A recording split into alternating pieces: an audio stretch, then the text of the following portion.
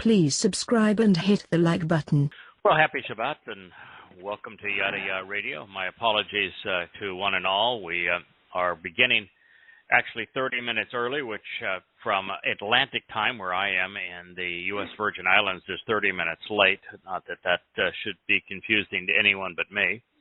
But when I did bring up the studio this evening, which I did about an hour and a half ago, it said that our next show was not scheduled for an hour and a half or so from that time, but 7 days out.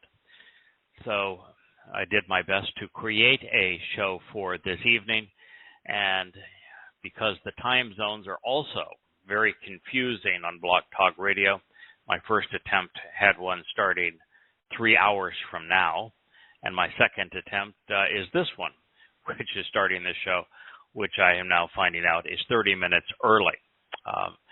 But at least we are live. I'm glad we're here. Happy Shabbat to you, Kirk. Thank you. Shabbat shalom to you. Yeah, we really are beginning a very interesting discussion in our review of Zechariah.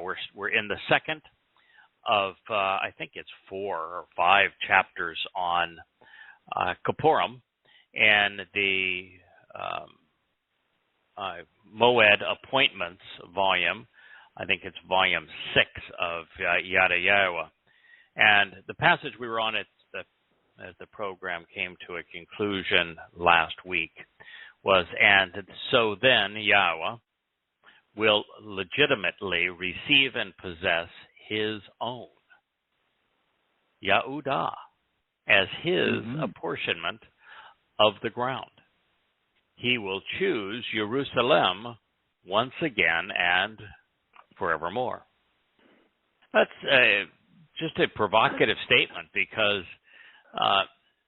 first, Yahweh gave Yisrael, and Yahudah is a portion of Yisrael, one of the 12 tribes allotment of the land, to his people. It was a contingent gift, however, in the sense that it was an inheritance to heirs. And so to be an heir, you have to be part of the family. And unfortunately, for most of the last 2,500 years, Jews have not been part of the family. They have completely ignored Yahweh's name and the covenant. As a matter of fact, they've convoluted the covenant in Rabbinic Judaism such that it is a covenant with Judaism as opposed to a covenant with Yahweh. So Yahweh is reclaiming Yahudah. Now, he's going to resettle Yahudim and Yahudah, but he is reclaiming it as his own. And he's also choosing Jerusalem once again and forevermore. Now, Jerusalem is going to play a significant role as we move into what is, I would suspect, among the most misunderstood, misappropriated prophecies in the whole of the Tanakh, which is Zechariah 3. I would include Zechariah 4, which is about the 2 witnesses, but it is written in such a way that I don't think many people even make an attempt to understand it. So therefore, it's not misappropriated because they just don't have the capacity to understand it. But in this particular case, what God is clearly saying is that he is reappropriating Yahudah and its capital, Jerusalem. And if I were guessing, I would say that there are 2 reasons that this is occurring. First, I've just mentioned that Yehudim and Yisrael have forfeited the right to the gift, the inheritance, because they have forfeited their position within the covenant. Yahweh is reestablishing and reaffirming the covenant with Yisrael and with Yehudim, and so it is his now to give back to them as they return to him. And second, Yahweh is going to reestablish Dod as the king of all Yisrael. He is going to rule from Yisrael, from Jerusalem, Yehudah, and so Yahweh is reclaiming it to give to his son. The next line, this is the last in the second chapter of Zechariah, which means to remember Yahweh, reads, "Choose to be quiet, all who proclaim the news, Kol Bashar, from before the presence of Yahweh, because he is ready for action from his set-apart dwelling place."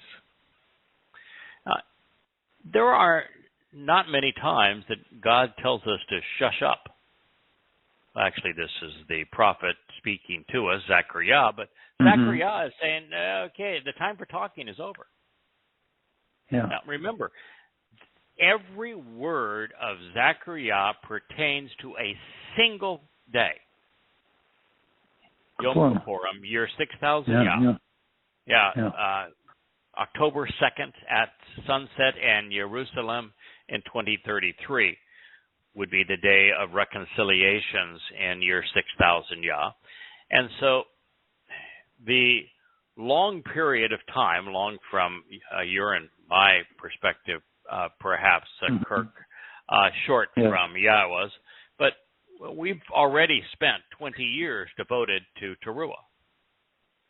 And upon the fulfillment of Yom Kippurim, we're washed out. We are and that's okay. And so, absolutely. So it's time to be quiet. It's time to listen to Yah and stop speaking. And by the way, in this particular job, the fact of the matter is, I am quiet and listen to Yah 6 days and 22 hours a week, and only an hour and a half a week do I yabber on. I mean, this job is about listening to Yah. That's like I just finished. It took me a long time, but it was really worth the time.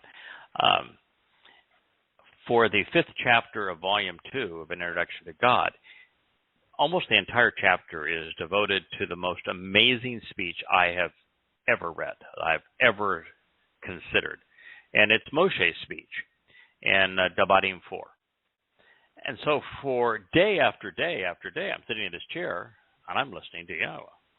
I mean, I'm listening to Moshe speak on behalf of Yahweh. So that's basically what we do. But we do publish these books because we want to speak to Yisrael and to Goyim who are interested in becoming part of Yisrael. But there is a time when there'll be no more talking and we'll all be listening to Yah. Kol Bashar is a term that Kol people don't have much of a problem with. It means all, and that's all means. But Bashar is a term that people have a tough time with. And I think the difficulty is derived from Pauline Christianity, where Paul it became a Gnostic preacher and wanted to distinguish between that of the flesh and that of the spirit, with the flesh being bad and the spirit being good. And God makes no such distinction, but the closest Hebrew word to flesh is Bashar. But that's not his primary definition. The primary definition of Bashar is to proclaim the news, to announce the message, to make something known. And by the way, that claim is not hard to verify. If you look at any Hebrew lexicon and you look up Bashar, you'll see that it has a primary and secondary meaning, and that its primary meaning is to announce a message, to proclaim news, to make something known. Yeah, so choose to be quiet. Exactly is, a report. It's there. It's verifiable. Yes, sir. Then it says, so choose to be quiet, all who proclaim the news. That So he is not telling everybody that they need to shush up, but Towrah is about proclaiming the news and announcing the message, and he is telling us that it's time for us to deal with retirement. From before the presence of Yahweh. Why? Because Yahweh is now arriving, and there are prophets who spoke eloquently about Yahweh's presence. I don't think we're wired for it. I do not think that you and I would have any chance of doing anything but saying, wow, or oh my, we're just not going to be coherent when Yahweh returns to earth, and you can't say in all of his glory because he can't do that. He'd incinerate the planet. But enough of Yahweh coming back to be exceedingly impressive, and he's going to speak for himself. He does not need us. It's funny when you say does not need us. He actually does need us now. And in a way, he needs us then. It's just in a different way. And by need, Yahweh created the universe and conceived life to have a relationship that was family-oriented with his creation. And so for him to work alone defeats his purpose. So the only way he can achieve his purpose is to work with us and through us and alongside of us. So he does need us to fulfill his intent. Because it says he is ready for action. Oh, by the way, that's the nicest way that you can render Ur. He's agitated and stirred up, set into motion. And from his set-apart dwelling place. So that's the conclusion of Zechariah, the second chapter. That's Zechariah 2:13. Again, every word of Zechariah is devoted to Yom Kippurim. This day, yeah. So it has been a long time since Yahweh spoke directly to his people. 2,435 years or so. Mm-hmm. We've had the prophets, and they have been sufficient, taking us to the moment of Yahweh's return, even a little bit thereafter. But soon we will have a direct conduit to God, able to converse with him at any moment in time. And Zechariah's advice is, to get started, folks, use your ears rather than your lips. So let's review where we have been on the last couple of shows as we have made our way through the second chapter of Zechariah. The summation reads, pay attention. Sure. Come right now. Flee from the realm to the north, and everything you may have treasured and thought meaningful, prophetically declares Yahweh. In other words, come home, folks, from Europe. Come home from United States, the United States, all of those kinds of places. For I have scattered you like the four winds of the heavens, prophetically announces Yahweh. This is Zechariah 2:6.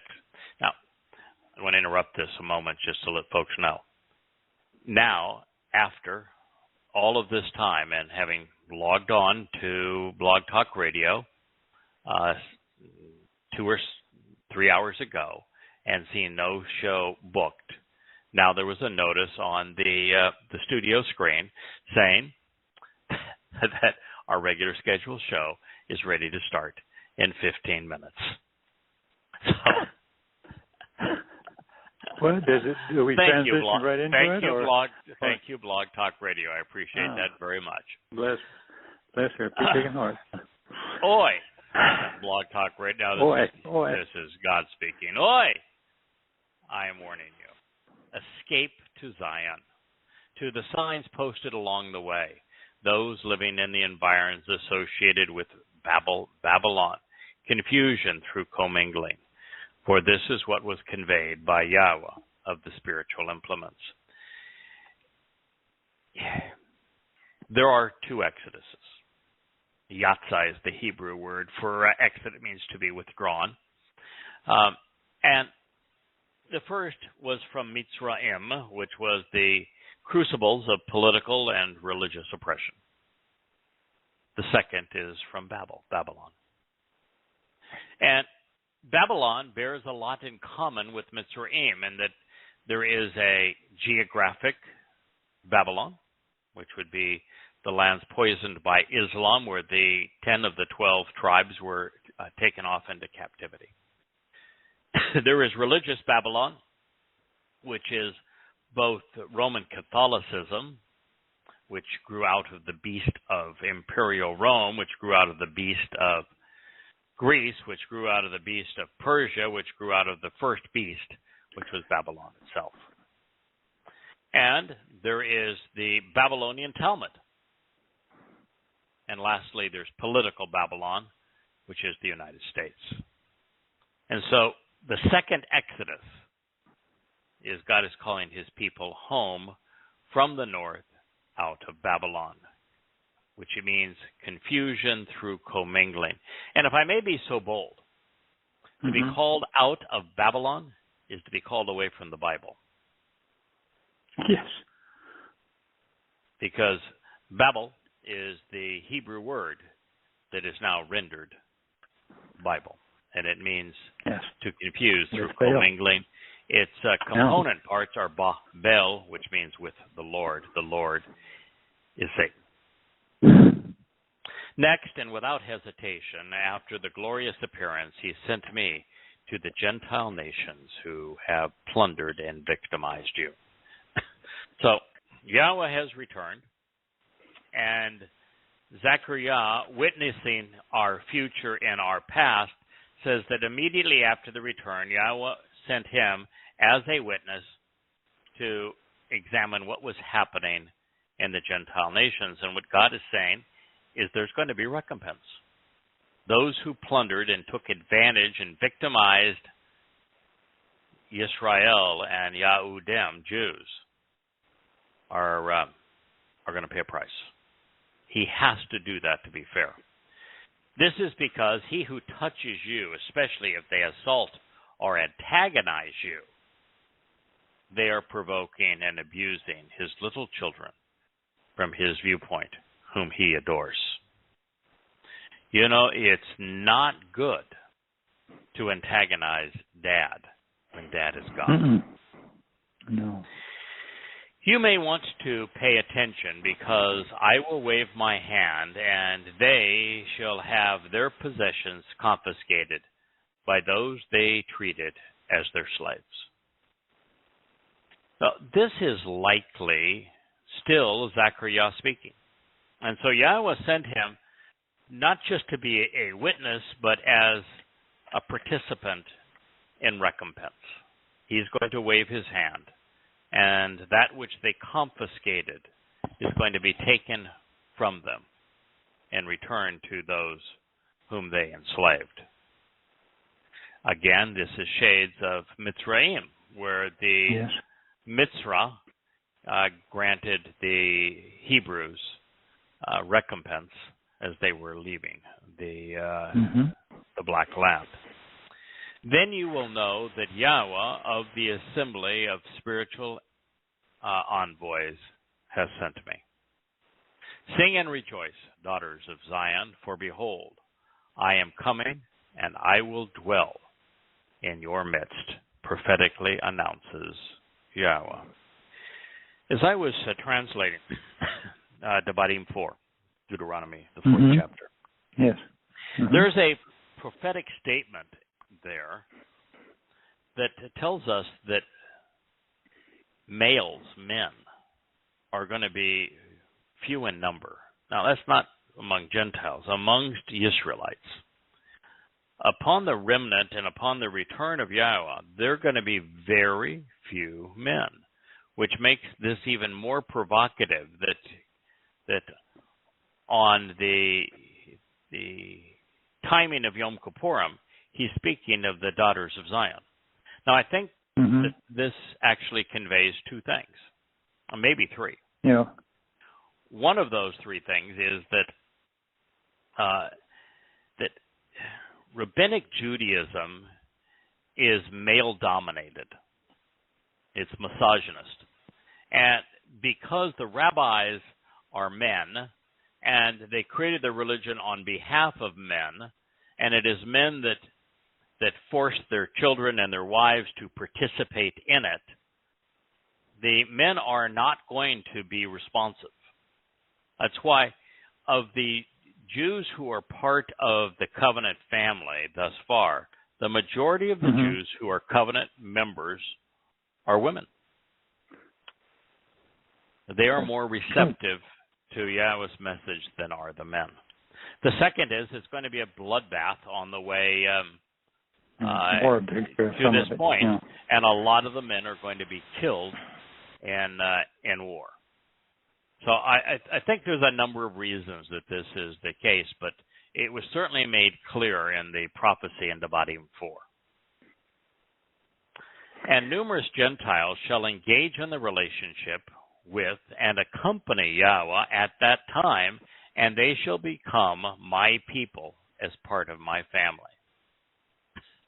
I think that there could be as many Goyim who are ultimately part of Yahweh's covenant family as there are Yehudim. And that the number of Yehudim that are ultimately going to recognize Yahweh and accept his name upon his return is going to be few. And that this reference to Gentiles is because relative to the Yehudim, we are going to be a significant number in the family. Yeah. I will live and remain in your midst, and you will realize and appreciate that Yahweh of the assembled assembly of spiritual envoys has sent me to you.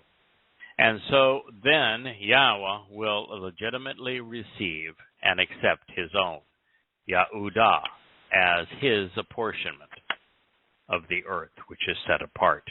He will choose Jerusalem once again and forevermore.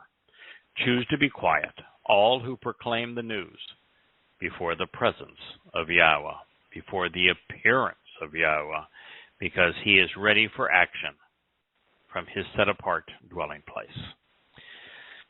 So that's the second half of Zechariah 13, which takes us, or 2:13, is where it concludes. And it takes us to a very curious conversation, and I can appreciate the fact that you mentioned before the show that you've checked so many different lexicons and commentaries to find out what other people have concluded, because it's the first time I've been through this material where I'm quite confident I understand its purpose, and its purpose can only be understood from the proper perspective, which is that every word of Zechariah is speaking about a single event, the fulfillment of Yom Kippurim. So that is why we're going to read what we're going to witness. Now, the participants are Yahusha, who is Yisrael's high priest at the time, Satan, Yahweh, and one of his malach. That's quite a cast of characters. Crowd. Yep, you've got Yahusha, who is a high priest, who is being accused by Satan, and God says, he needs to be cleaned up some. He's not looking so good.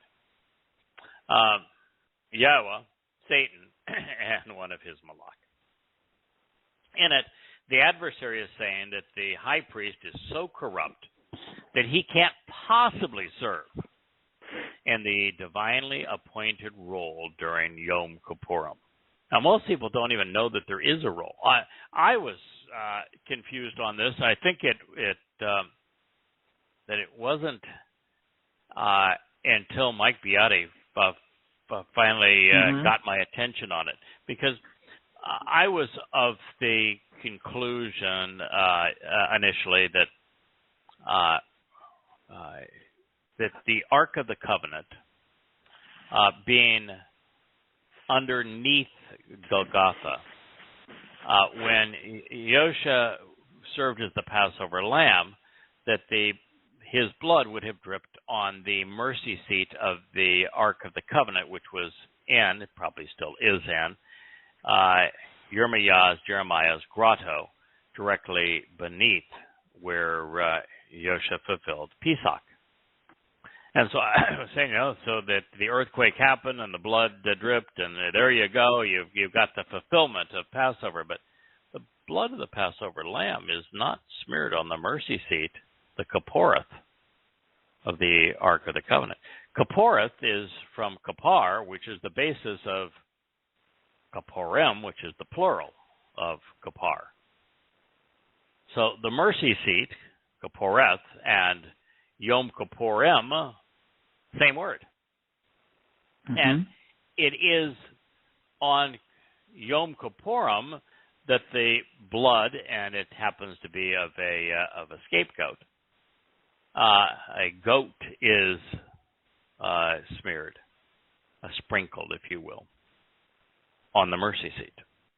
So again, we're going to be talking about the fulfillment of Kippurim, which has a very specific set of criterion that need to be adhered to. And Yahweh is not going to fulfill the most important day on his calendar from his perspective inadequately or incorrectly.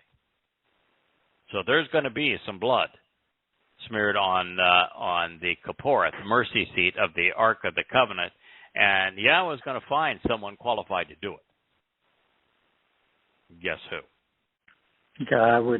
All roads lead to Dode. All roads lead to Dode. Isn't that the truth? So, it should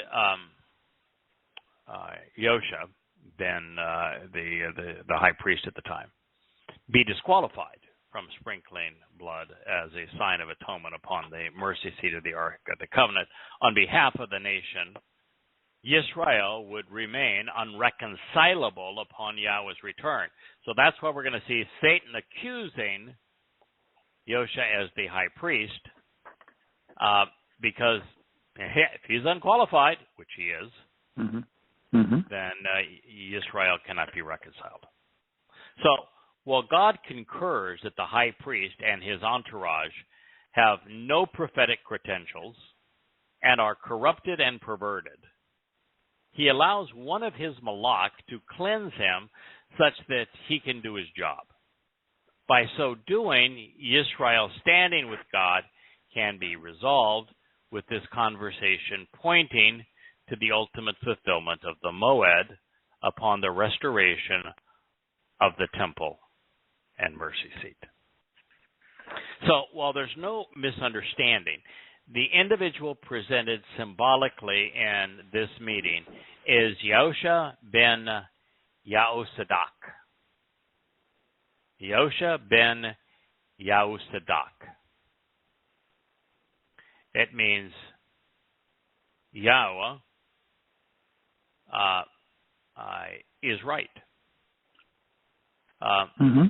Because Yahweh is justified and correct. The Sadak, so Yahusha is Yahweh liberates and saves, and he's the son of Yahusadak. Sadak is to be right, to be righteous, to be vindicated, to be acquitted, to be correct. So a high priest served this particular man, Yahusha ben Yahusadak. He served from 515 to 490 BCE. Mind you, this is around the time of Zechariah. So Zechariah knew this fellow. Upon the return from Babylonian captivity, he was the first afforded the opportunity to reconstruct the temple, Yahweh's Be'eth home. And it was this timing coinciding with the restoration of the temple that made Yahusha an ideal symbol to convey Yahweh's intent. And while we do not know much about him, we are told that his sons were unfaithful and married outside of the covenant. And that's basically all we know about him other than he came back from Babylon. We begin with the symbolism. Then he, Yahweh, showed me, Zechariah, Yosha, Yahweh liberates and delivers, the high priest, Ha-Kohen Ha-Gadol, present before the spiritual implement, Malach, of Yahweh. Ha-Satan, the adversary, Satan, was standing at his right side in opposition to him, accusing and antagonizing him. That's Zechariah 3:1. And Yahweh said to Satan, Ha-Satan, the adversary, Yahweh has decided to rebuke and reprimand you because he finds you abhorrent, Satan. Yahweh wants you to know that you are wrong, Satan. Yahweh, the one who has chosen Jerusalem, the source of guidance on reconciliation, to censure and criticize you. Even though this fellow, this Yosha ben Yahusadak, is a bent stick used to stir the flames, who will have to be snatched away to be spared from the fire, which means from judgment. Wow. That was Zechariah 3:2. So the presence of the Malach is pertinent to the story because we see him communicating and acting on behalf of Yahweh. Their role in Shamaim, therefore, is similar to their mission here on Eretz earth. Ha-Satan is a title rather than a name. It addresses the adversary, the antagonist, the accuser. And while he is a Malach, the other spiritual representative in the meeting was still attuned to God. Satan, on the other hand, was being, Satan, accusing and opposing, while antagonizing in an adversarial fashion. Yosha ben Yahusadak was his target. The devil's title in this particular situation also serves as a verb. Then it was Zechariah who witnessed Yahweh Ga'ar, rebuking and reprimanding the abhorrent nature of the adversary. God demonstrated his disapproval by stating that Satan was wrong, abhors the devil's corrupt nature, as should we. The accuser, so after excoriating the accuser, Yahweh revealed his preference, which is for his actions to do the talking. It would be in Jerusalem, the source of guidance on reconciliation, that he would fulfill Pesach, Matzah, Bakodim, and Shabuah, thereby muting Satan's accusations. So this Yosha was not among the most reputable men. Yahweh referred to him as a oud. That's a bent stick. Someone that is used to stir the flames. Combustible, this firebrand would have to be natsal, snatched away to be spared from the fire. In other words, Yahweh would have to save him from himself in order to spare the people. Got to use people. Yeah.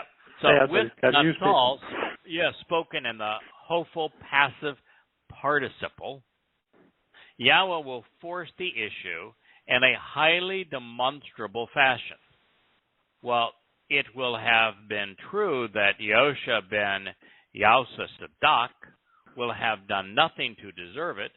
With the mercy seat of the Ark of the Covenant set inside the restored temple, Yahweh wants a cleansed priest to follow his Torah instructions on Yom Kippurim and reconcile his relationship with Yisrael and Yehudah. Now, before we go to the next statement, Kirk, I know you spent some time trying to ascertain what was being said here and how it's being interpreted. What did you learn?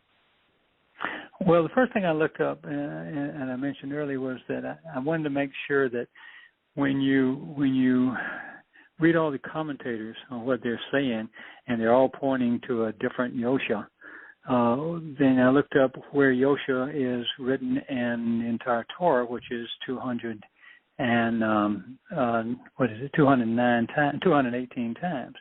And you can dismiss the Yosha, first of all, the 209 times. That's Yosha ben Nun, historical figure. We know what he was, what he did, and this is not him. Then we have two times I found Yosha ben Nun was Moshe's successor. Moshe. Right. He led the children of Israel into the promised land. Israel. And Yosha ben Nun's role was to be a fighter. He defended the people. He was a fighter. And so it's a very different character that is being presented through Yosha ben Nun, Moshe's successor. And, of course, that would be someone that cannot point to Jesus because, A, he was a warrior, and, B, he was the person that completed the Torah, describing what finally occurred through Moshe, and he was obviously one of those who was with Moshe as Yahweh was delivering the Torah. So he doesn't fit the Christian Jesus any better than this fellow does, Yosha ben Yahweh Sadak. Because if Yahweh Sadak and Yahweh saves, the two names are understood. You can't get Jesus from there. No.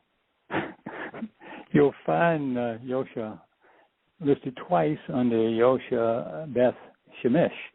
And then if you do the etymology on that, or you do look up the lexicons on that, you'll find Shemesh is the sun god, sun temple worship. It is the minister of the sun worship, and it also means hot wind from the sun that causes desolation and to desolate or to be dried up inside. So that's not Yosha, Jesus. So you can dismiss him as well. And then you're left with the other 9 times, which are the one that we're speaking of now in Zechariah 3:6. And so when you get to the commentary, they would all have you believe this is a symbol of Jesus, the Christ, the Son of God. They mention part of the Trinity, the high priest, the Messiah, even the branch, which is absurd. And all that returns on. Yeah. There's a couple of problems with that. Is that one? He would have been, if he was the Son of God, he would have been Yosha ben Yahweh. Yeah. But he was not. No. That's first. Second, this was an actual historic character. Right. And he was tainted. Third is that Yosha was not the Son of God. Fourth, correct. Yosha was not the Christ, much less the Messiah. So we do have some problems with that theory. Well, there's also Yosha was Torah observant. He had to be Torah observant, so he had to be upright. And he was not a priest. Yes, and he wasn't the high priest. So I went to that and I tried to figure out what the Christians are claiming. And how they could get that, how they would use that as a symbol without sounding totally ridiculous. And now that took me an hour, just looking up each one of them, reading which one. So, I mean, and the one people I read are some of the most, are recognized as some of the finest theologians in Christendom. So give me a break. How do you come up with that and twist like this? And then if I also say to who? You have to be irrational and poorly informed. Yeah. One of the two, or deliberately deceitful. Yeah. Because and then why did he have dirty robes? If he's Torah observant, he's just celebrated the last Moed Mikra before he's crucified, etc., but he was always Torah observant, always walking the path towards home, and sharing his knowledge then. So under what situation could you possibly make this man into him? You can't. Correct. And it's absurd. So, All right. So there's another comment, by the way, in the chat room. People are confused because the show started early and the timing clock only shows 18 minutes of broadcast time. So we are really confusing everybody. And the reason is that Blog Talk Radio had a hiccup. They did not show our show as being scheduled. And then finally, as we were in the midst of this, it finally came up as a scheduled show. And so we started 30 minutes early, but with a truncated show. So we're doing the best we can to get a program in, but it is highly abnormal. So what follows is a rather ugly picture. Now, Yosha was clothed in filthy garments, covered in offensive excrement, treacherous dung-fouled apparel, robes soaked in deceitful human waste, while present before the appearance of the spiritual being, the Malach. Then the spiritual messenger responded and spoke to those who were present before him, saying, "Remove these offensive robes soaked in disgusting human waste from upon him." And he said to him, "Look, I have disrobed you, having removed from upon you your perversity and depravity. And now I will clothe you in that which is removed and withdrawn." Well, this is Yosha, you got a heck of a problem. One is the Pesach lamb is not responsible for being covered. There is no instruction to cover the Pesach lamb in dung. Second, it says, "I have removed your perversity and depravity from you." Well, the Passover lamb has to be perfect, so he can't have any perversity and depravity because he would have accepted ours. So this can't be Jesus. But now, if you go to the actual high priest, the high priests were all scallywags, starting with the first of them, Aaron. They were all scallywags. And it was a job that was highly coveted. As a matter of fact, Rabbinical Judaism is based upon Jews deciding that they didn't like Yahweh's plan of having Cohen priests. No, because they wanted to be in charge of choosing who was going to be over the people. And so they made up the concept of rabbi. And the head rabbi now is replaced the high priest, at least in the rabbis. Yeah. So the spiritual messenger is saying, this guy is covered in dung, and I am going to disrobe him, and I'm going to remove Yosha's perversity and depravity. From God's perspective, the political and religious are covered in their own excrement. Therefore, to enter Yahweh's presence, we need to have this dung removed. In this case, since the high priest was symbolic of the temple being restored to properly usher in Yom Kippurim, upon the mercy seat of the Ark of the Covenant, the Malach was responsible for removing the filth, i.e., the Dome of the Rock and Al-Aqsa Mosque, in addition to all other religious corruption. The replacement apparel would represent having the stain, the stench, and the stigma of religion and politics removed and withdrawn.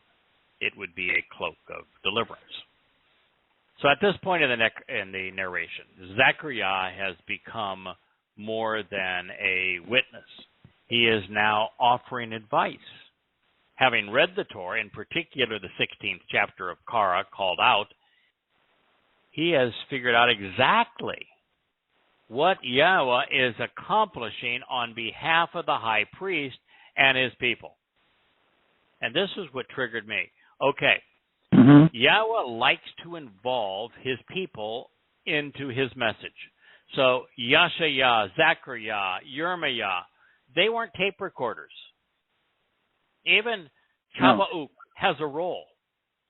They interject their own perspective, their own commentary into their reporting. And so it became obvious here that Zechariah figured it out. If Zechariah could figure it out, why couldn't we figure it out? Right. And so that's when I said, okay, I'm going to figure out what they're talking about here. And it was there for the taking. But that's kind of where you started. You said, how could Yosha? We were talking about Yosha a minute ago. How can he die for his own? He's dying. If that's true, he's dying for his own sins. He ain't dying for me. Yeah, that's where I started. That triggered that to trigger the thing and trigger the thing. Right. That's where I started 20 years ago when the most misappropriated prophecy and of all of them, which is 2 Samuel 7, which is of Dode and only of Dode. And when the English Bible says, when he sins, I will not spare the rod. Spare the rod, and the punishment. So I say, well, if he sins, then he ain't the perfect Passover lamb. Something's wrong here. And so it doesn't say that at all. But that's how I began. And so I was right back into that kind of a situation. So we all come to the same conclusion so I think we'll all come to the same conclusion in this review. So we'll turn to the Torah and consider one of the most relevant explanations of Yom Kippurim. And we're going to examine specifically what Yah wanted done on this day. And by doing so, we will not only come to understand the prophecy and appreciate its role in the fulfillment of the Day of Reconciliations, but we'll come to appreciate its purpose all the more. So this is Zechariah's comment. He says, "And I said," Zechariah speaking, "let there be a clean wrap placed upon his head. Therefore, they put the clean and disinfected headdress over his head. And so they clothed him, dressing him in garments, while the spiritual messenger of Yahweh was present."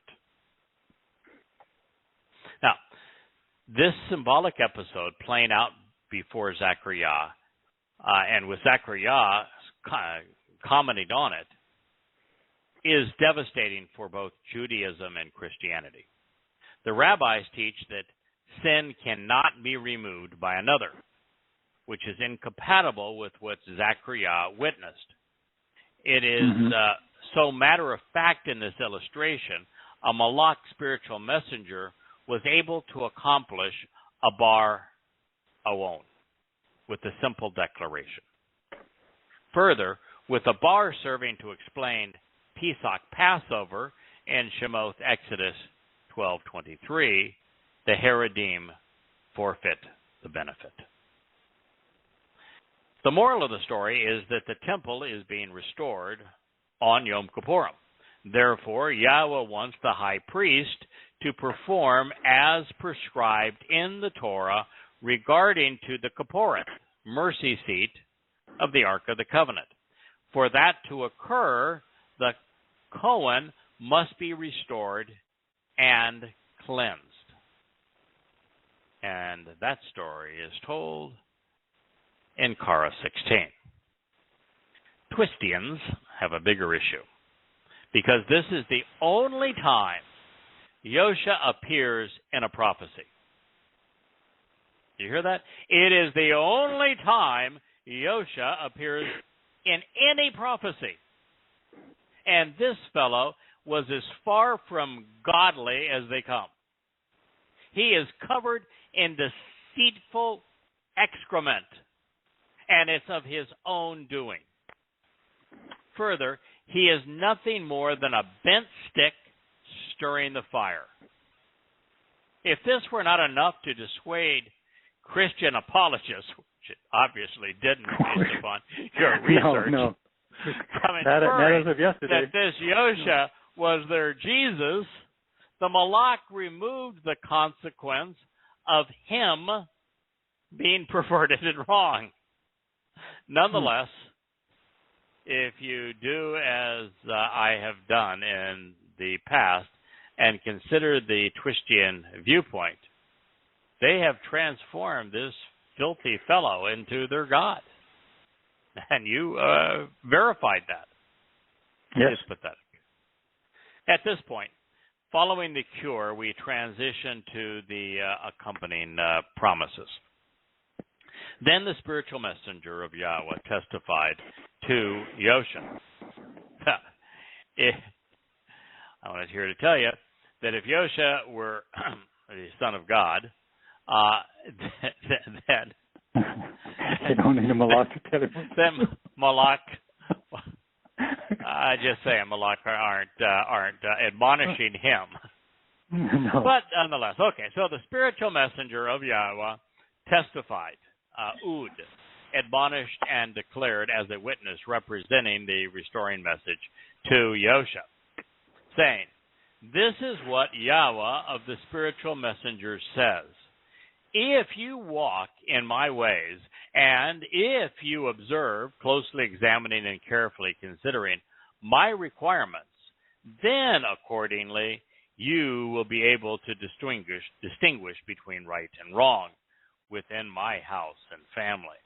And also you will be able to observe and attend to my villages and settlements. I will provide you access such that you understand those who are present standing here." Zechariah, remember Yah, Zechariah 3:7. Okay, so let's just completely dispense with the absurd notion that this fella, this fella's JC, because the spiritual messenger of Yahweh is lecturing him.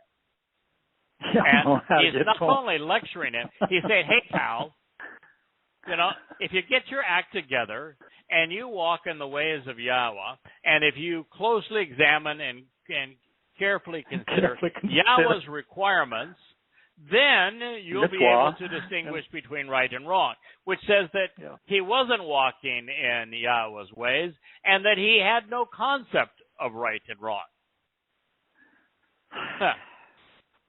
So much for being God, right? Yeah. Sorry. And you'll be able to attend to my folks, even the courtyards, which serve as the approach to my temple. And I will provide you with access such that you understand those who are present standing here. So he didn't get it. He didn't understand. Zechariah got it. He understood why each of those people were standing there and what this story was being presented to accomplish. But Yosha, the high priest, was obviously clueless. And so he's saying, if you want to understand that this is what you need to do, you need to change your perspective so that you're walking in Yahweh's requirements. So, God's message is consistent. To live with Him, we must walk to Him along the path He has provided. To be included within the covenant, there are requirements we must accept. The more observant we become, the easier it is for us to distinguish between right and wrong. Further, we learn by making connections which lead to understanding. Ultimately, all of this leads to us being able to understand the insights being presented by Yahweh, His prophets, and His Malach spiritual messengers. Now, before I read the next statement, the Blog Talk Radio is saying that even though we tried to book an hour and a half, that we have 3 minutes and 31 seconds left. I'm assuming that we will no longer be broadcasting when that time clicks down, but we will still be recording, and those who are listening on their phones will still be able to hear us. And I'm hoping that the show goes into the normal archive mode so it can be posted on the various sites where 99% of the family listen anyway. So let's hope all of that occurs. We'll continue. And if we find out that the show was a bust from the point of view, we had a nice time, and there are a number of people listening to us and in the chat room. But if we find out that this was just a fun time for us, but we didn't get a good recording, we'll cover this material again because, well, frankly, it is really provocative. It's interesting. I find that this story is really entertaining. God's a wonderful storyteller, and this story is not only insightful, but it's entertaining. This is one of the most fun passages that I can recall trying to translate, although the one about the two witnesses is also fun. So it says, please listen. Yosha, as the high priest, you and your loud-mouthed associates, including those who have inhabited this office before you, are individually symbolic because, indeed, behold, I myself will return and bring my co-worker, the branch. Okay, that's it. If your eyes are open, if you're not just all gummed up with religion, it's been explained to us. God is saying that Yosha, the high priest, is like all of the other high priests and all of the tag-alongs. He's loud-mouthed. He's wearisome. It's ata wa rea ata. All the raw words, you've done this before, all the raw words are bad. Oh, yeah. Wicked. Oh, yeah. Undesirable.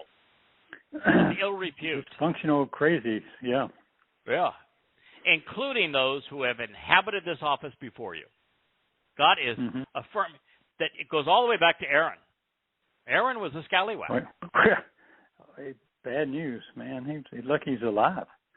But keep in mind, you are symbolic.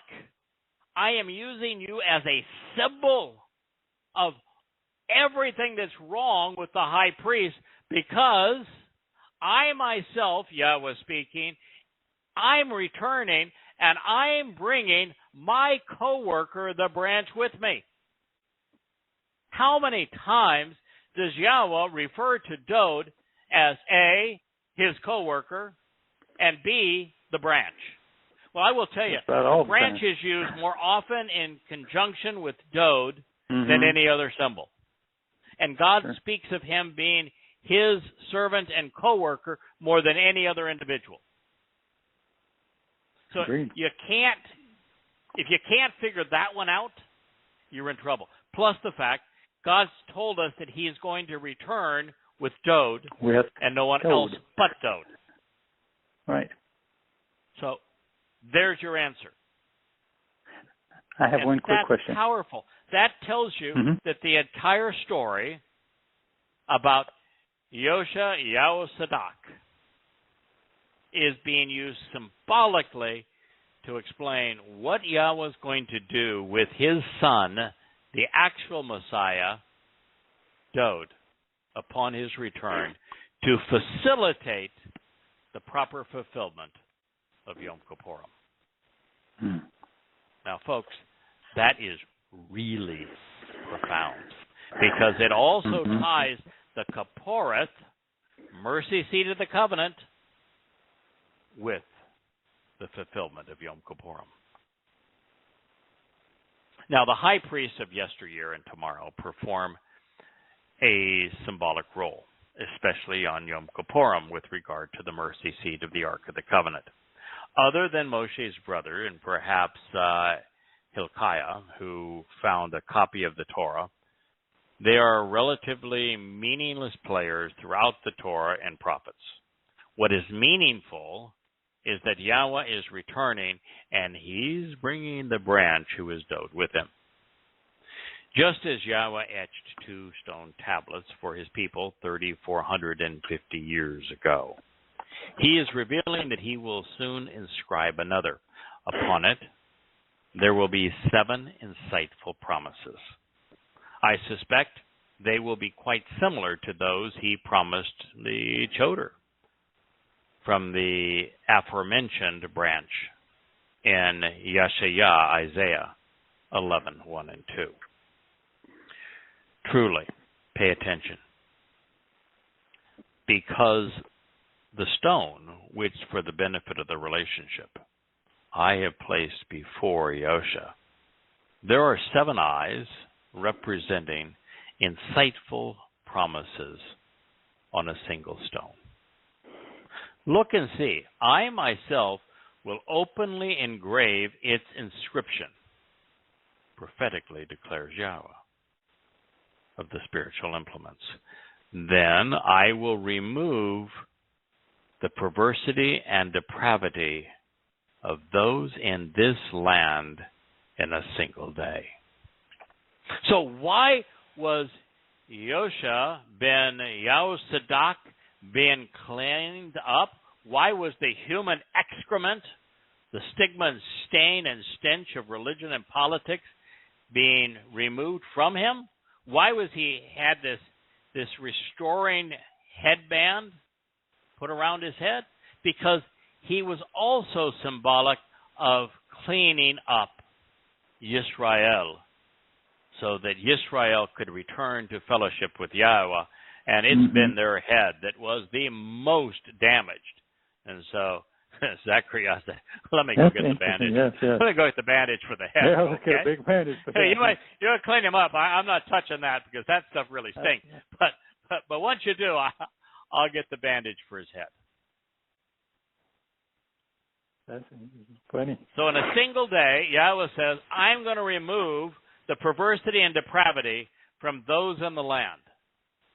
Well, the land is Yisrael. The day that he is returning to accomplish this is Yom Kippur. It's the day of reconciliations. Perversity and depravity is removed when the blood of the goat is sprinkled on the Kipporeth, mercy seat of the Ark of the Covenant. That's quite an insightful promise. Yes, sir. Yahweh removed the perversity and depravity from his covenant family during Matzah, and he will do so again for Yisrael and Yehudah on Kippurim. This is such an interesting perspective. It is one that it took me the longest time to get. All right. So the most important day on the calendar for you and me is Matzah. That's why it's Chag Matzah. Pesach is part of Matzah. Bikurim is part of Matzah. Chag Matzah is the most important day on the calendar for you and me. Absolutely. For Yahweh, the most important day on the calendar is Yom Kippurim. I'm going to tell you, Matzah was no fun for Yahweh. That's the most miserable experience of his entire existence. Yom Kippurim is the most joyous. Payoff. And so it's really important to understand the difference between these two, that we are cleansed of the stench of religion and politics on Matzah to be part of Yahweh's covenant family so that we can receive the empowering and enriching, enlightening benefits on Shabuah, which equip us to be effective troubadours on Teruah, so that we can convey his message with the intent of calling Yisrael back home, because Yisrael's day to be reconciled with Yahweh is Kippurim. Our job is just to point to it. Their job is to show up. And when they show up, they still stink to high heaven, because they've been religious right to the very end. They've been political right to the very end. And so God is going to deal with Kippurim as he intended, to be a cleansing holiday for his family. A marvelous story. Mm-hmm. Yahweh removed the perversity and depravity from us on Matzah, from them on Kippurim. In that day, Yahweh of the heavenly envoys announces prior to it occurring, each individual will invite the approach of his fellow countrymen to be under the trindle of the vine and beneath the fig tree. Now, the vine and the fig are symbolic of the people being restored and returning to the land of Yisrael. We should expect to see Dod's garden flourishing again. Now, before we venture into the instructions that Yahweh offered to us such that we may more fully appreciate this prophecy, understand that the purpose of the high priest, it's understanding that helps us appreciate why Satan was so set in denouncing him, desperate to stop him. Sure. I mean, why would you begin this prelude to Yosha with Satan's name being mentioned 3 times and the verb that describes his, Satan's title being mentioned 3 times, and the verb that describes his very nature used in conjunction with it? There's no other place that occurs. No other. I would think not, yeah. No, I see your point. Yeah. Satan doesn't even get mentioned by title in the Bereshith account. He's just referred to as a serpent. Here, that's his title, that's his role, and he's mentioned 4 times in the opening statement. Why? Because if he prevailed, if there isn't someone to fulfill the purpose of Yom Kippurim, then Yisrael can't be restored. There is no day of reconciliations.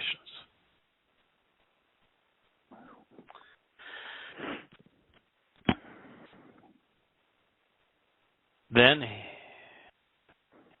now this is a recap of where we have just been. Then he showed me Yosha the high priest. He was present before the spiritual implement of Yahweh. Ha-Satan, the adversary, was standing at his right side in opposition to him, accursing and antagonizing him, slandering him in adversarial fashion. That is Satan.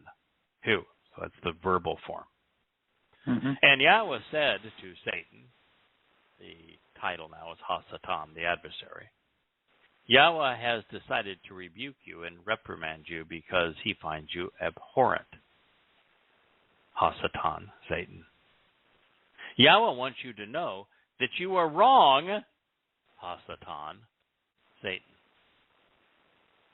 Yahweh is the one who has chosen Jerusalem, the source of guidance on reconciliation, to censure and criticize you, exposing your propensity to corrupt, even though this fellow is a bent stick used to stir the flames, who will have to be snatched away and spared from the fire. And now Yosha was clothed in filthy garments, covered in offensive excrement, while present before the appearance of the spiritual being. Then the spiritual messenger responded and spoke to those who were present, saying, "Remove these offensive robes, soaked in disgusting human waste, from upon him." And he said to him, "Look, I have disrobed you, having removed from upon you your perversity and depravity. And now I will clothe you in that which is removed and withdrawn." And I said, "Let there be a clean wrap placed upon his head." Therefore they put the clean and disinfected headdress over his head. And so they clothed him, dressing him in garments, while the spiritual messenger of Yahweh was present. Then the spiritual messenger, the Malach of Yahweh, testified to Yosha, saying, This is what Yahowah of the spiritual messenger says. If you walk in my ways, and if you observe, closely examining and carefully considering my requirements, then accordingly you will be able to distinguish between right and wrong within my house and family. And also you'll be able to observe and attend to my courtyards approaching my home. I will provide you with access such that you understand those who are present standing here. Hey, just a possibility that Chatzar Ani, which is my courtyards approaching my home, it's towns, villages, small numbers of people. That this is just another reference to there are not going to be a lot of Yehudim and Israelites returning on Yom Kippurim. There won't be vast quantities. Yosha, please listen as the high priest, you and your loud-mouthed and wearisome associates, including those who have inhabited this office before you, are individually symbolic. Because indeed, behold, I myself will return and bring my co-worker at the branch with me. In other words, I'm using you as a symbol. I got this under control. I'm going to do it my way. Pay attention. Because the stone, which for the benefit of the relationship I have placed before Yosha, there are 7 eyes representing insightful promises on this single stone. Look and see. I myself will openly engrave its inscription, prophetically declares Yahowah of the spiritual implements. Then I will remove the perversity and the depravity, especially the desire to corrupt, of those in the land in a single day. In that day, Yahowah of the heavenly envoys announces prior to it occurring, each individual will invite and summon the approach of his fellow countrymen to be under the trindle and vine and to beneath the fig tree. Zechariah 3:10. If the adversary had prevailed in his denunciation of the high priest, preventing him from fulfilling his purpose on Yom Kippurim, then there would be no reconciliation. Even Yahowah will not and cannot invalidate his Torah instructions. He provided a means to resolve priestly corruptions such that they could do what was required on behalf of Yisrael on this day. Now, this is, I think, is absolutely fascinating. So, the key to understanding is beyond. It's making connections. And so it is by comparing Zechariah 3 to Korah 16 that we come to appreciate Yahweh's intent on Yom Kippurim, the day of reconciliations, upon God's return in year 6000 Yah, sunset in Jerusalem, October 2nd, 2033. Yahweh had assigned Aaron, the responsibility of serving as the high priest. The distinction was by default and not deserved.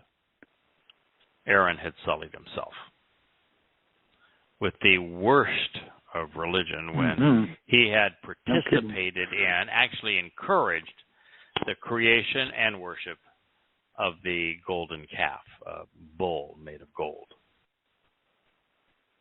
So Yahowah devised a remedy tailored for this man, which was symbolic of what he would come to represent. Bullcrap.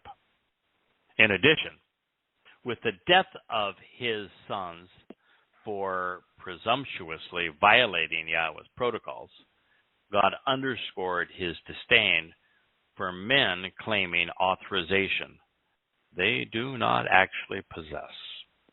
Hear, hear. Boy, this is quite a story. Then Yahowah spoke to Moshe. Immediately after the death of Aaron's 2 sons, when they approached the presence of Yahweh and died. Therefore, if you approach the presence of Yahweh and die, that's not the proper. That is not the proper way. Therefore, Yahweh said to Moshe, "Speak to Aaron, your brother, so that he does not come at any time to the set-apart place of the home through the curtain to the presence of the mercy seat, which provides the benefits of the relationship upon the ark. That way, he will not die." That's pretty clear. Oh, by the way, the mercy seat is Kipporeth. It's the place of reconciliation, from kafar, to purge and cover over, providing atonement and reconciliation. It is the singular of Kippurim. Indeed, I will appear and I will be visible above the Kipporeth, the mercy seat. In this, Aaron, which means the alternative, will come to the set-apart place with, what did Aaron encourage the children of Israel to make? Don't come with a gold calf. Yeah, a bull. He's going to come to the set-apart place with a bull from the herd. Bapar ben Bakar, which means it represents that which is broken and frustrating, because it is in violation of the agreement and divisive consideration. So he's going to come with a bull from the herd for being wrong and for missing the way, as well as a lamb to rise. We have been prepared to exist in the presence of Yahweh. Something that we must do, that Yahweh has provided the way, we must act upon it. His sons, Aaron's sons, were not, and so they died. The same thing would not happen, or happen today, if someone approached the mercy seat, because Yahweh's presence is no longer hovering above it. Yahweh refers to what we are prone to call a temple, his Bereth home. He views it as a place for his family to live. As beneficiaries of the covenant and Mikre, we are prepared to enjoy our Father's company. The Ark of the Covenant, which is designed to reside in the most set-apart place within Yahweh's home. Within it, we would find the 2 tablets, beside it, the original scroll of the Torah. The top cover of this chest is a seat. It's a seat of honor, with cherub wings along the back and the sides, showing that we will become like these spiritual envoys. We get our wings, if you will. It is symbolic of the covenant, with the Kipporeth serving as the means to fulfill Kippurim. It is where Yisrael is reconciled. Knowing that Aaron had been wrong with the golden calf, Yahweh designed a remedy which would underscore his distaste for religion. A Bapar ben Bakar, representing that which is broken and frustrating because it is in violation of the agreement and divisive, would be offered for consideration, so that we would appreciate how religion has caused so many to be la chata, to be wrong, to miss the way. Cleansed of religion, with the AL, the protector of the flock, leading to Passover's doorway via the Lamb, we would be prepared to law, ascend to God. All right, linen is comprised of the fibers of flax, the flower which blooms bright blue to usher in Pesach, Matzah, and Bakodim. It is also from the flax that the wicks on the menorah would be fabricated, providing light. The flowing garments would then be as indicative of being dressed in light and having been cleansed by chag matzah. That's as symbolic as these words allow. In addition, this is where Zechariah came to realize that after the high priest was cleansed and dressed, he would need a headband. He had read his Torah. It reads, he should wear a covering of linen, which is set apart. The linen undergarments shall be on his body, along with a linen sash, which he shall tie and wear, in addition to a linen headband. He should wrap these set-apart garments around himself. So he should bathe his body in the waters and then put the clothing on.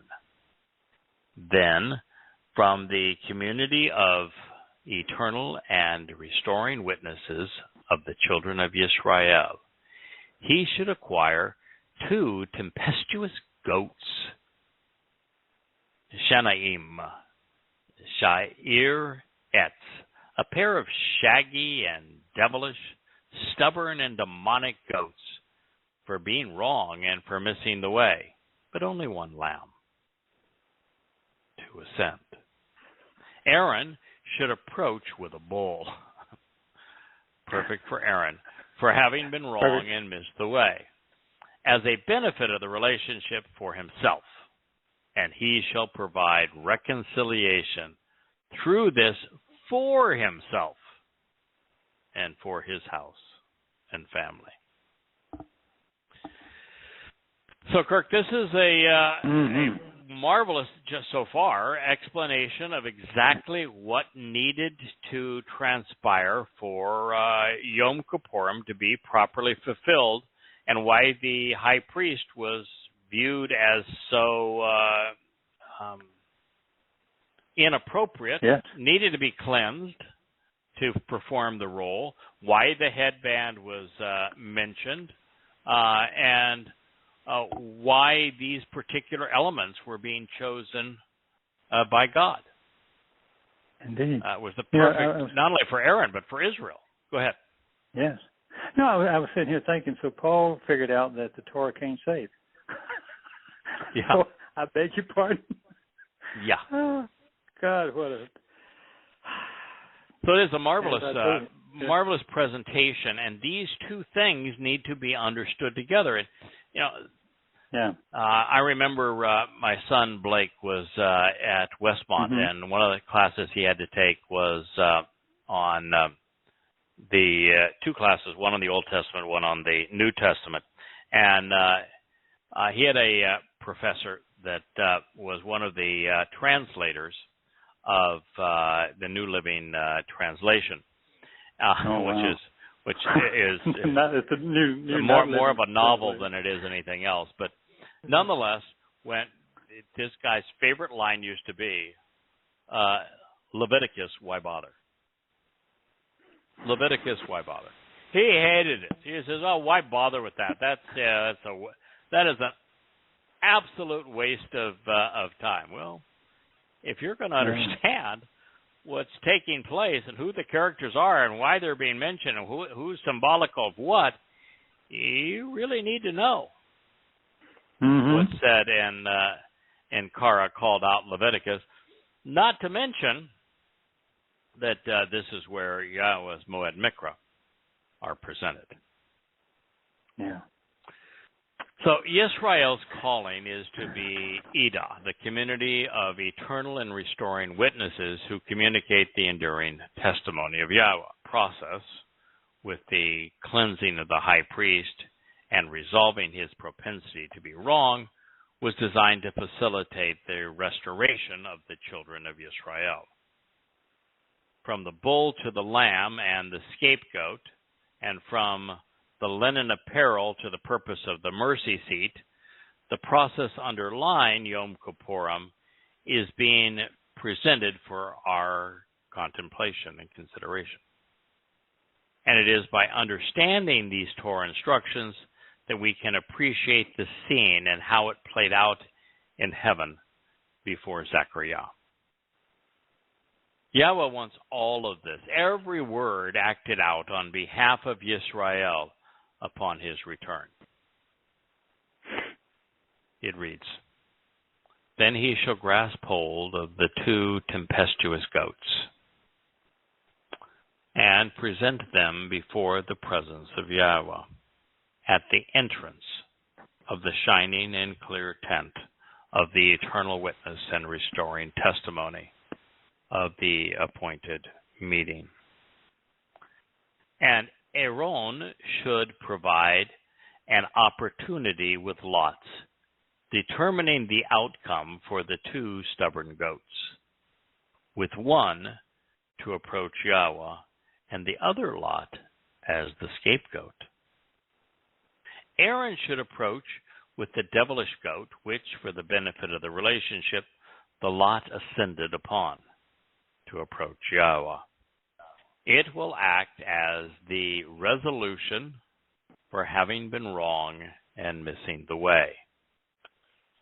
The stubborn and devilish goat, which, to show the way to get the most out of life, the lot ascended upon as the scapegoat, shall be presented alive before the presence of Yahweh. And this is to provide reconciliation, with it dispatched and sent away, with it as the scapegoat into the wilderness, the place where the word is questioned. All right, the idea of a scapegoat was ingenious, something that everyone could understand. Moreover, using a stubborn and tempestuous goat rather than a lamb would drive the point home. Goats are hard-headed. Yes, goats are darn near impossible to shepherd. Lambs are responsive. They recognize their name. They come when called. They recognize their shepherd. They work together as a unit. They're exceedingly sociable. Goats and sheep are very different critters. And so this was the scapegoat representing Israel. Similarly, it would have been impossible for Aaron and the chief priests after him to miss the significance of the bull, especially after the episode of the golden calf. Yeah. Aaron should approach with the bull for being wrong and having missed the way, for his benefit and for the purpose of reconciliation. Through this for himself and for his house and his family. And he should prepare the bull to be cooked and consumed as the resolution for having been wrong for his benefit. And he should obtain some of the blood of the bull with his finger on the face of the mercy seat. And he says specifically on the eastern side, which is the orientation from sunrise and the beginning of a new day. Mm-hmm. Then toward the front of the mercy seat, the kaporeth, he should sprinkle some of the blood with his finger 7 times. And he should prepare the goat to be cooked and consumed, to provide the means to resolve iniquity and pardon sin for having gone astray, for the benefit of the people. Turn with its blood towards that which is part of the house through the curtain, and do with the blood as he did with the blood of the bull upon the kaporeth, mercy seat, and towards the mercy seat. Thereby he shall provide reconciliation upon the set-apart place as a result of the immunity and the impurity, I should say, and the filthiness of the children of Israel, and as a result of their religious rebellion and political defiance. It will be resolved, along with the realization that they have been totally wrong and have wandered away. Therefore, he should act accordingly, doing this to approach the shining and clear tent of the eternal witness and restoring testimony of the appointed meeting, the Moed, which is inhabited and abides with them in the midst of their impurity and filthiness. Korah called out Leviticus 16:16. Quite a picture. You kidding? I love it. It ties in.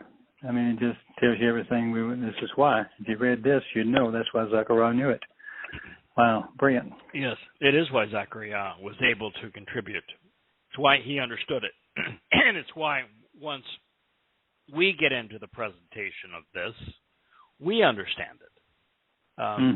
And so this is the plan that God came up with to resolve the religious rebellion of his people. The bull and the scapegoat. Yeah, the Passover lamb is for all of us. The bull and the scapegoat, that's just for Israel. And it's on the mercy seat. We need to understand the role the Ark of the Covenant plays. Now, the Ark of the Covenant held the 10 statements which explain the terms and conditions and the benefits of the covenant. And resting beside it, always associated with it, was the original autograph of the Torah, God's teaching and guidance. And the top of it was a seat with wings, named after the day of reconciliation, Yom Kippur. It's such a clear picture of what God intended. And let's be clear, too. Dode was told that he could not build the house of Yahweh for one reason. He had blood on his hands. On his hands, Yeah. Where does the blood go before it's sprinkled on the seat? It's on the hands. On the fingers, right? Exactly. Fingertips, yeah. So God was prophetically telling us this is the role that Dode is going to play on our behalf. So, wow, what connections! I'm really honest to goodness. Wow. Yeah, it's such a marvelous story, and it does such a wonderful job of explaining God's purpose with his people on this day and how he intends to fulfill Kippurim in a manner that is consistent with the Torah. And these insights are so essential to our understanding of the day, of God's mindset, of how he's going to use Dode, of how he conveys prophecies to us, how we go about putting the pieces together so that we can understand. And it's a joy to be able to do this.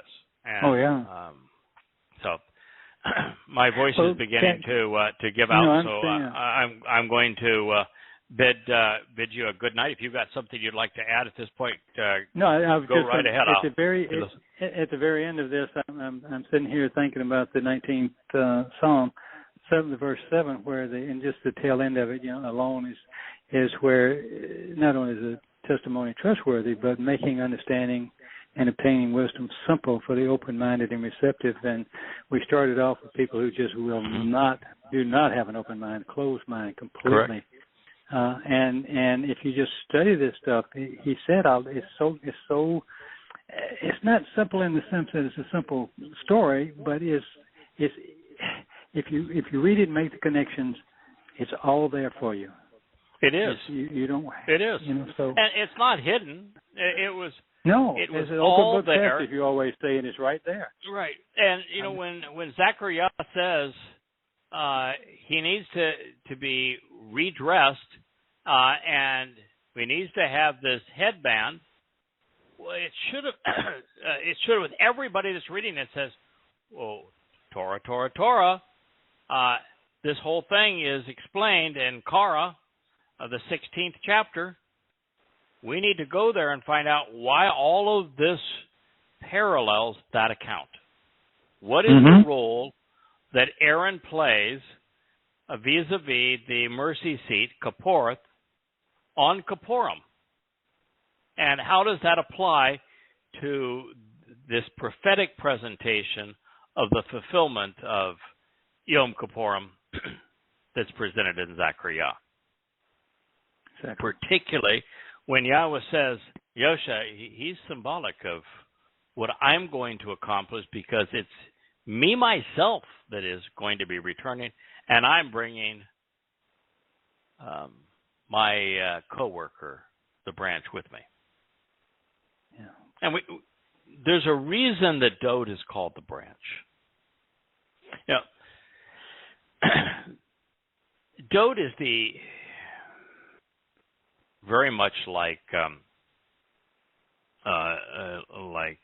Moshe, is an extremely effective orator and teacher, and so when Adam and Chava consumed the fruit of the knowledge of good and bad, there's only one remedy for that, and that is knowing how to avail oneself of the tree of lives.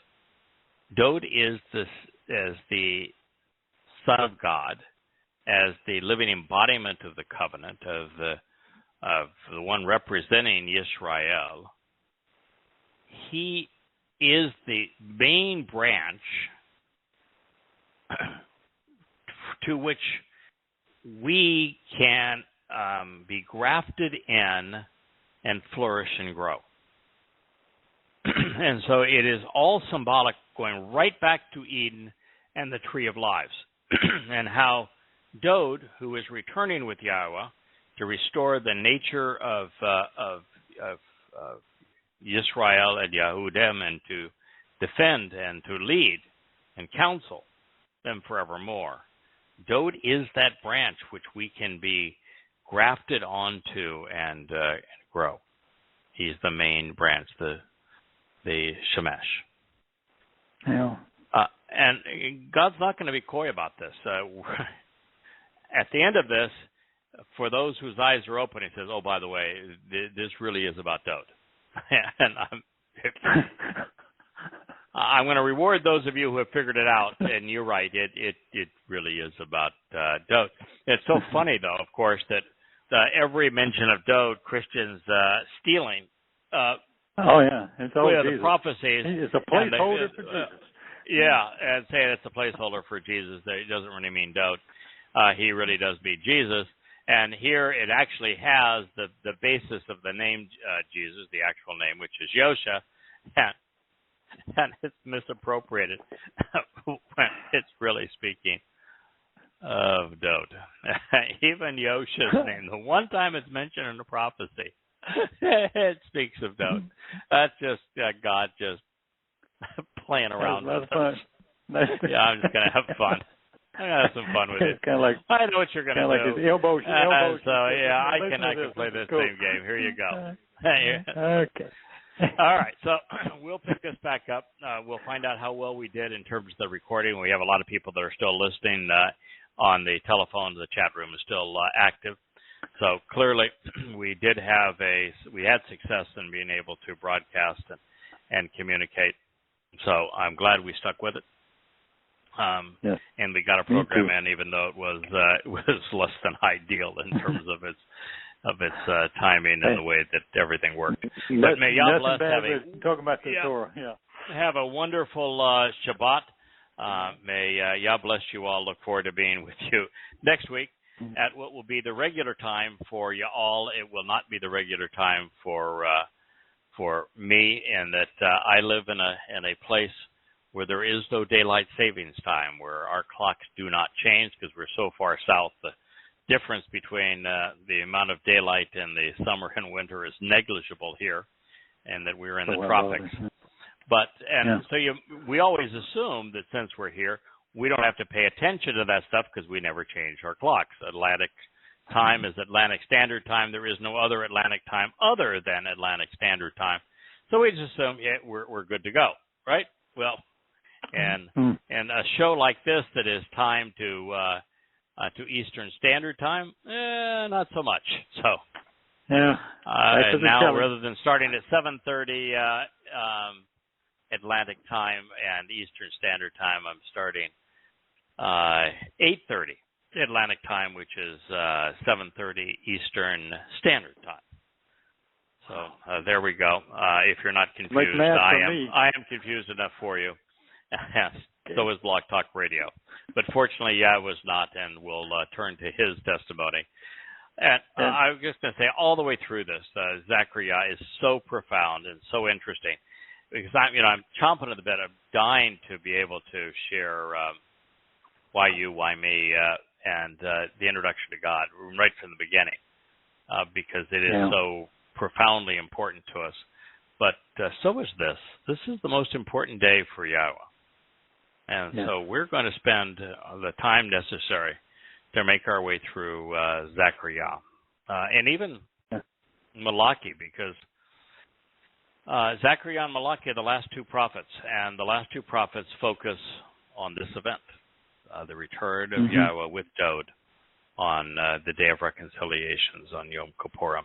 And it is only a day of affliction, and that those who have been opposed to Yahweh's purposes, which would be everyone involved in rabbinic Judaism, Christians, Muslims, socialist, secular humanists, particularly today, progressives, they aren't going to like Yahweh's return very much. So there is some affliction going on, but for the covenant family and for reconciled Yehudim and Yisrael, this is the ultimate day of celebration.